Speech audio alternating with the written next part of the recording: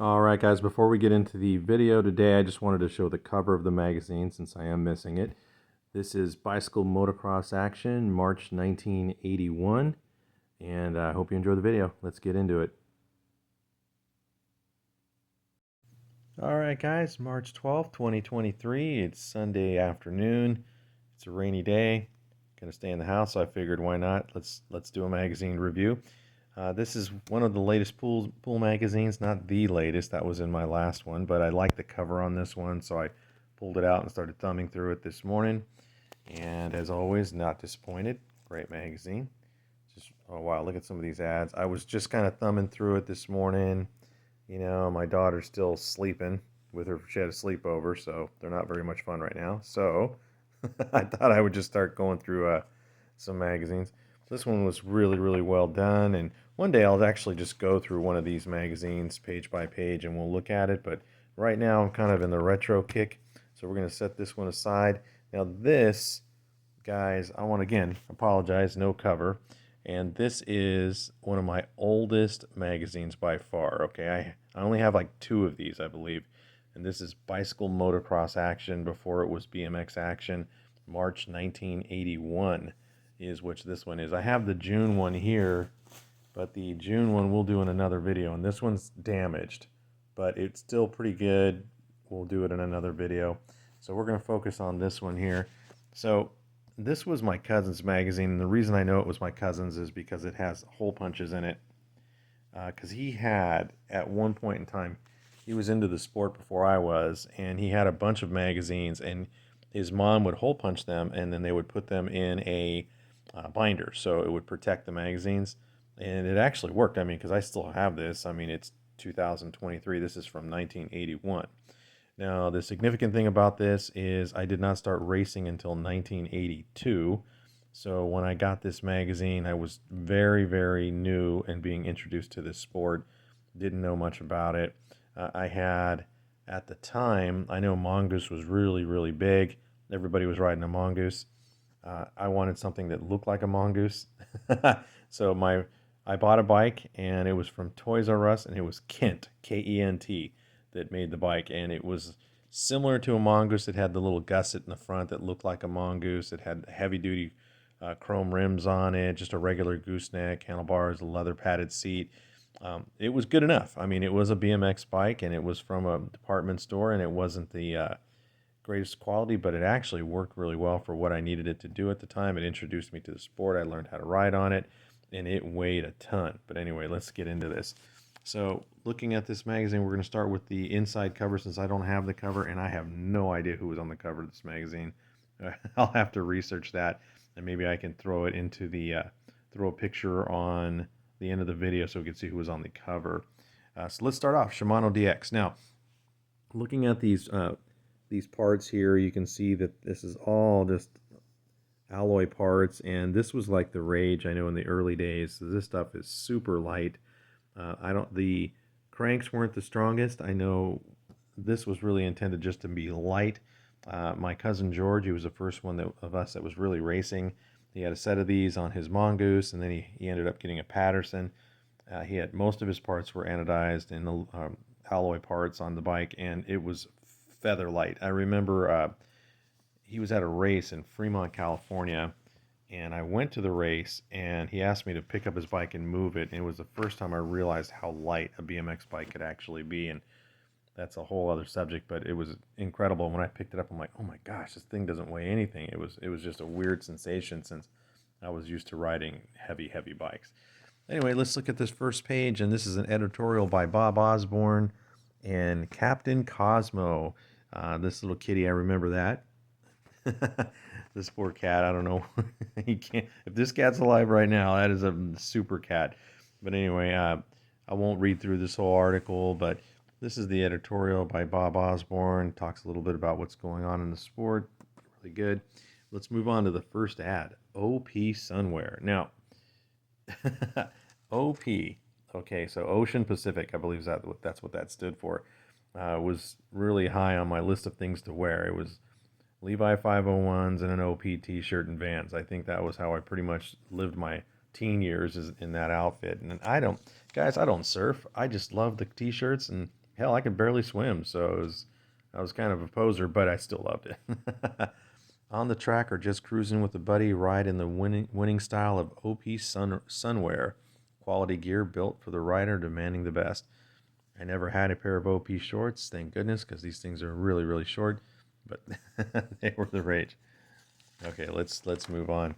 Oh wow, check out this ad, Rad Grips. Now, again, I'm not going to be the super expert in most of the stuff in this magazine. This is a little bit before I actually started riding, but as you can see, I was already a fan of the sport, and I did have a pair of Rad Grips. Now, the Rad Grips, I'm going to tell you right now, you can see they're just foam, and they are the by far the most comfortable grips you could ever have. Especially if you're not wearing gloves, you just grab them and they're soft and squishy, and they just felt amazing. The durability of them was almost non-existent. They just did not last. I never had the entire foam one like this, but I did have this style right here, and I had a red one like that.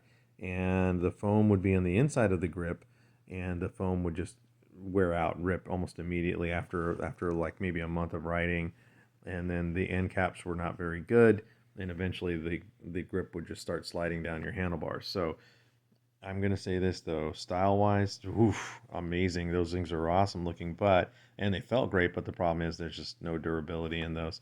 But anyway, look at this PK Ripper. It's amazing looking, man. This is a really cool ad. All right, let's move on.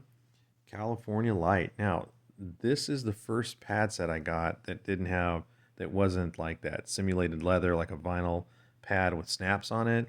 This was really, when it says light here's ahead, it really was. These were super light, Velcro, and these were awesome. This took you to the next step because prior to that, this is the pad sets we would run. See these rad pads? This was really popular, but this was the next step. And I know pad sets aren't really a thing anymore, which is almost kind of sad because pad sets, when you have them on your bike, you have the company logo on it.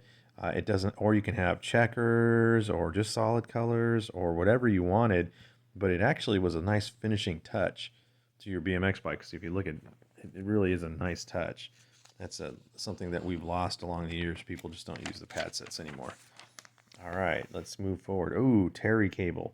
I always thought this was really cool with this little boot on the end of it. I don't know if the Terry cable was actually a better brake cable than a standard brake cable, but it actually looked really cool. I remember that. Never owned them, but I do remember it. I gotta tell you, this seat probably saved your ass. That looks really comfortable. Let's move on here. All right, Z rims. Now, never owned a pair of Z rims. I've had quite a few friends that own Z rims. I think my wheel choice, if I wasn't running tough wheels, was a Rhea 7X. Those were the wheels that I usually ran. But this is really cool. And I used to see people flex these and bend them, and I thought that was cool. As far as this picture, though, is concerned, Scott Brythop, this is, if you want to know what factory looks like, excuse me, this would be factory. This guy is full on factory. Look at the helmet, the Bell helmet, the SE colors, the quad angle. He's got the wing, the goggles. This is full on factory. If you were racing and a guy like this got on the gate with you back then, you probably already counted yourself out. I wouldn't know if I wasn't a pro or these guys were older than me, but this is the first guys you start looking up to were in the magazines like this. Now I was 11 years old in 1981, so I'm pretty sure I took this with me to my 6th grade class, and everybody put their paws on it because most of the kids I grew up with didn't really know much about BMX. So when I would bring a magazine like this, they would just go crazy. Oh, let me look at it. Let me look at it. And, and it got tossed around. So I'm so surprised this thing is even together because like I said, this was my cousin's magazine. He ultimately gave it to me, and I've had it ever since. Here we go. We got the JT Racing ad. I had some gloves similar to this, but it would have been years later, probably around 1986. I got some of these, the Haro plates. Again, this is not the one with the lightning bolts on it, but this plate right here, I think is still really cool, even though it's very retro. I'd love to see something like this come back out today. I think these would be really cool. You got the snap-on face mask that would go on an open face helmet and give you the full face helmet look. So that's kind of cool. And then look at these old winter jackets. This is 81, so we're still hanging on to some of the styles from the 70s. You can kind of still see it moving forward. Let's go on. Oh wow. When the competition's rough Kuwahara. Oh my gosh. Look how that is awesome. This is a stock bike. And this bike is really well put together for its time. I mean, you already have the alloy cranks and no gooseneck. You got the stem here and the Alina seat with the lightning bolt. You got the blue tires on there, which I'm not sure what make tires these are, but this is really, really nice bike. A little KKT Lightning type style pedals. This is a really nice pickup right here if you were to get this. And this was pre E.T. the movie, so I think E.T. came out in 1982. So this would have been they were probably making the movie right around the time this magazine came out, and this bike became very iconic because of that movie. Let's move on. Sun Tour, wow, important part of a winning team. Look at these guys down here. You got John Cruz, Stu Thompson, John Anderson, Jeff Romanier. That is a really cool ad. Man, Redline. Woo! These guys were big time back then. These parts look so beautiful.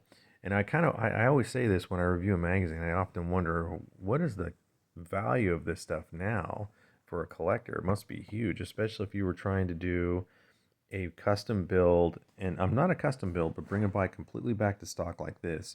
You would need to get your hand on all these products here, which is really, really cool. Let's move on. Bell helmets. These are all for the little guys. You can see that these are the sizes of the Bell helmets that they were providing at the time for the little guys. Nice helmet. This one right here, I heard, I think it was on the Dirty Knobs podcast. They were talking about helmets, and they said this is one of the best helmets ever made in terms of style, look, and I agree. That is a really cool looking helmet. Moving on, the Cycle Pro, one jump ahead of the pack. I love, love, love, love this seat. Shotgun style, the shotgun seat here.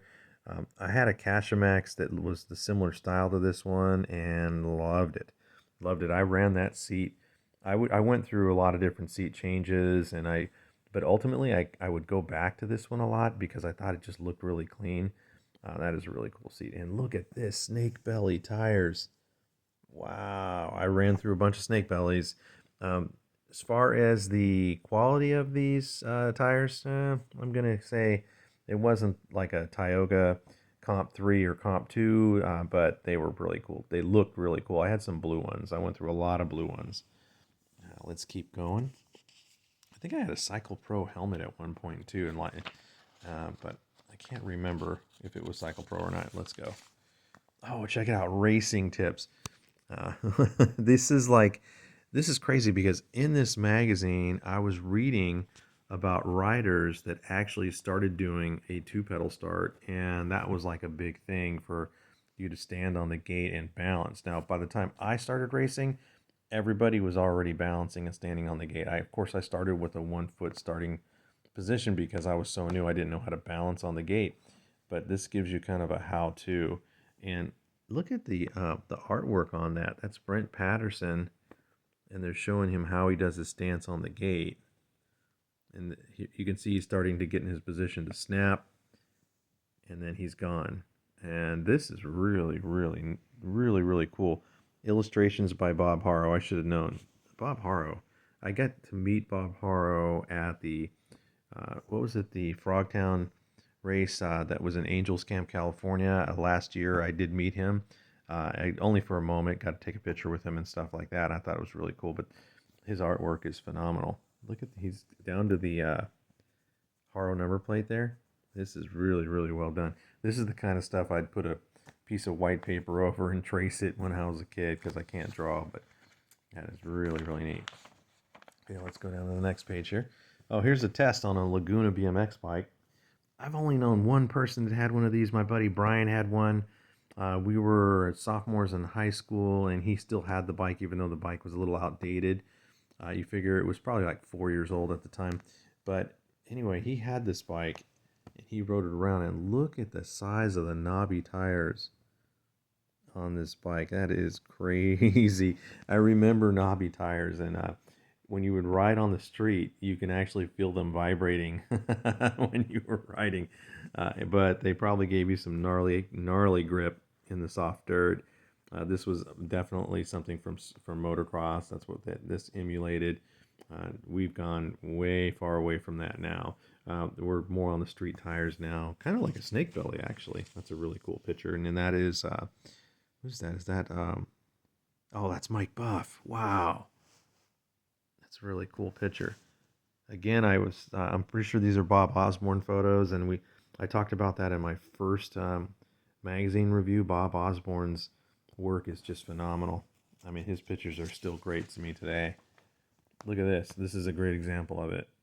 That's a full 2 pages and high energy testing on the Hot Laguna 101 Thrasher Buzz Bomb Buff on at the tiller. So Mike Buff, look at that, just testing bikes. I wonder how many times they actually had to shoot this to get this perfect like this with all this dirt roosting up. That is really cool. Let's move on. This test is still going on, and you can see RL and Mike Buff there. They got on their. I like that mask. Look at the size of that tire, man. This looks like those tires look like they belong on a motorcycle. They're so huge. That added a lot of unnecessary weight, but that's really cool. And then check it out. R.L. Osborne. One-hander, one-footer wheelie. Pretty cool. The wheelie kids will probably appreciate that. Let's keep going. This magazine, guys, is pretty small. I feel like I'm getting halfway through it, and so this one may not take as long. We got the new Premier Super BMX fiberglass helmet, now 50% off. Never really liked the look of this helmet so much, but pretty cool. Well, actually, if you look at this photo, which looks like it's probably RL, looks pretty cool on him. Wonder what he's riding there. I can't even tell. It's a little blurry. It looks like a Torker. Yeah, he's on a Torker there with some tough wheels on it. That looks really cool. All right, let's keep moving. Cost Cruiser winner of the Mongoose and Grand Nationals. Cost Cruiser win. This is really cool. Designed for performance, built for competition, priced for cruising. I believe this is like a 26-inch bike, guys. I could be wrong. Could be 24. But I remember seeing this. I was at there was a ice cream soda shop in the Bay Area, and I think I was like in the 7th grade, and we used to walk over there after school and play video games and get an ice cream, and they were giving away one of these cruisers. They had it hanging on the wall. I remember seeing that, so that's pretty cool. Here we go. We got a Max ad. Love the illustration. This is the kind of stuff that would make kids want to go buy things. I wish I had one of these Haro plates. I'm going to keep mentioning that, guys, because I think those are, oh my gosh, it was only $9.95, dude. And look at the Haro levers. I had a set of these on one of my first race bikes. It wasn't an actual Haro handle though, because these were plastic, and mine was made of I think aluminum, and it was made by Diacomp, but they basically emulated this. It was copied. Let's keep on going. Oh, look at these red lines. These are so beautiful. If I had one of these right now in this condition, I would never take it outside. You know what's cool is I was watching a show, and it had Chip Foose in it, the hot rod builder. And Chip, he actually had a red line like this when he was growing up, which he'd put his own little custom touches on, and he changed the seat clamp to one of those modern ones where you can flip it open, like an adjustable one, so he can slide his seat post up and down. He said he had changed it himself, and apparently the bike had gotten stolen, and so Chip, as an adult, rebuilt the whole entire bike. The video is somewhere on YouTube. I would recommend checking it out. So Chip Foose has a bicycle collection, and in one of his prized possessions in that collection is a red line similar to this one. I believe his is white and I want to say white and blue. I can't remember, but it was really cool. Oh, here we go. We got some race action finally. NBL number 1 pro Anthony Sewell sews up the second major title, NBA number 1 pro, National Bicycle Association. Now, NBL existed for a long, long time alongside ABA, and then eventually ABA absorbed the NBL, and then it became what we know as USA BMX. But it looks like there was an NBA. Again, this is way before my time, but so you had the NBL, NBA, ABA, USBA. There's all kinds of different associations, but we got that one. We have the big one now, USA BMX. They pretty much dominate everything. Oh, look at this. Ultra hectic 14-15 open main finish. Medlin, so that's Lee Medlin, was on Long Carriage like smell on Limericker. Pete L kept the power to the ground over the last jump and won by a short hair. So that's pretty cool. Pete Lonkarovich getting busy. Lee Medlin chasing him there. That's really cool. And this is a Grand National. Okay, awesome. Oh, these are some great photos here. In the Sunday Pro main, Greg Hill had the lead until he went over the berm. Then Clinton Miller had it until he endoed. Then Frank Post kept it, or got it and kept it. So this must be Frank Post right here. This is really cool. Looks like Toby Henderson right there behind him in the Raleigh. I was listening to an interview with Toby Henderson on the Dirty Knobs podcast, and he was talking about his sponsorship deal with Raleigh. Apparently, that was a super plush deal that he had with them, especially back in the day. You know, he got to travel all over the world, so that's pretty awesome. This definitely looks like a 26-inch bike. That thing looks massive, but they were racing on it. Look at Greg Hill back in the day. Jason Jensen triples again. He just went into the Hall of Fame, and he never raced pro, but he made it to the Hall of Fame because he just dominated. This is a great picture right here. Medlin and Polson speed jumping the first jump. Check Medlin's body dynamics. He puts 150% effort into his racing. Yeah, you can see that he's really crouched over. This is really cool, man. It's amazing how these bigger guys were racing on these 20-inch bikes, because nowadays, you know, we have our XL, XXL, so the bikes are built for taller guys now. But back then, everybody rode the same thing, and so if you were tall, I really don't know how they did it. It's amazing. This is more coverage of the NBA race. Okay, oh, check this out. 11 Expert Thrills, excitement. Doug Davis, number 9, torques out of the Cobby second turn, while Mike King, number 2, Eddie's honorary brother, looks hungrily at the inside line. Doug 1, Mike 2, and there's Mike right there. Mike King, Doug Davis, Hall of Famer as well. He made it to the Hall of Fame along with Mike King, so this is really cool. All right, let's keep going. Oh, check it out. Skip Hess. This guy owned McMongoose, I believe. In a never-ending effort to keep you on the insiders of BMX, let us introduce you to the skipper, Skip Hess, the big gun at BMX Products, which is the largest BMX company in the world, and the sponsor of this race. Say howdy to Skip. Wow, Mongoose was big, big, big, and still is today. Look at that. That's a great photo right there. Who is this, by the way? Some quiet, polite guys came over from Hawaii to race, but then when the gate dropped, so did the quiet and polite. The Hawaiian hombre is Rockney Tang. Don't know who Rockney Tang is, but he had his moment. He was in bicycle motocross action. Oh, wow. Here's the seat I was referring to earlier. Look at this. Look at these JT pants, man. Everybody's got their names. Stu, Denny, Toby, John, O'Neill, some random girl's butt. But this is really cool. I love the way these the pants look with the name on back, and JT Racing pants were really awesome. This seat is so cool. I love that lightning bolt. And let's look at these. Oh, Tanji. I don't know what this says, guys. Tanji Siki takes the mystery out of the headset design. Look at the headsets.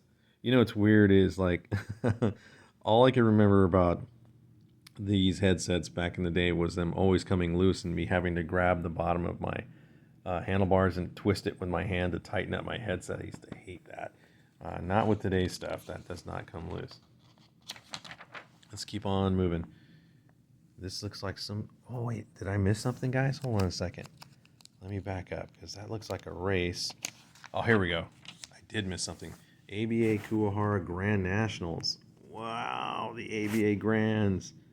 Look at this photo. This is really cool. That looks like... Is that Stu Thompson? The beauty and the violence of BMX.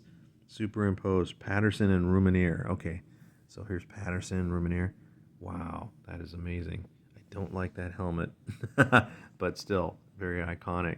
Patterson was just coming out. Let's keep going. Look at this photo, guys. That's awesome. The pro main at Oklahoma City at the first jump, and 4 brutally fastest racers in the sport were going at it. Full bore. Post 1, Hill bit it and was history. Sewell snuck in for second.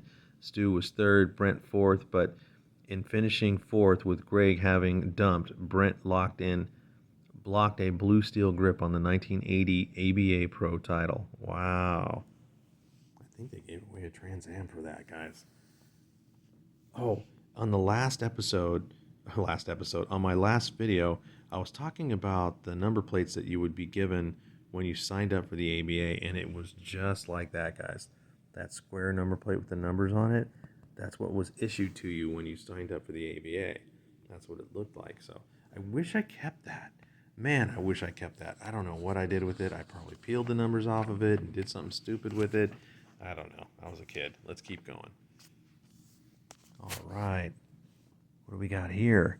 Medlin. Man, Lee Medlin was all over the magazines back then. That is really cool. Mike Polson. This is looking awesome. Harlow. Wow. Let's see who won. Pro Money. Frank Post. Anthony Sewell. Stu Thompson. Brent Patterson. Perry Kramer was in there. Scott Clark. Greg Hill. Pretty awesome. Loving it, loving it. Let's keep going. We're almost done already, guys. I'm only 25 minutes in, almost 26, and we're just about done. These are the most uncomfortable grips known to man. I mean, I never owned them, but I've ridden some bikes that had these grips on them. Didn't understand it. I don't know. There's just too much grip for me. Oh, look it out. This must be the beginning of 09, and everybody was copying this whole look. That's Bob Harrow's look, man. But it's not quite the same thing, but it is the same thing in a way. But those are really cool. Oh, this ad is amazing. Only the best. So I'm just going to comment on this for a second. Is you look at an ad like this and you think, oh, it's just an ad. But I don't know why this is just, when the ad is just as interesting to look at than the race photos, you know they're doing something right. And that's what I'm going to say about that. I think they did this really, really well. It's an Haro ad. Obviously, they're advertising the number plates, and all the biggest riders obviously are running these.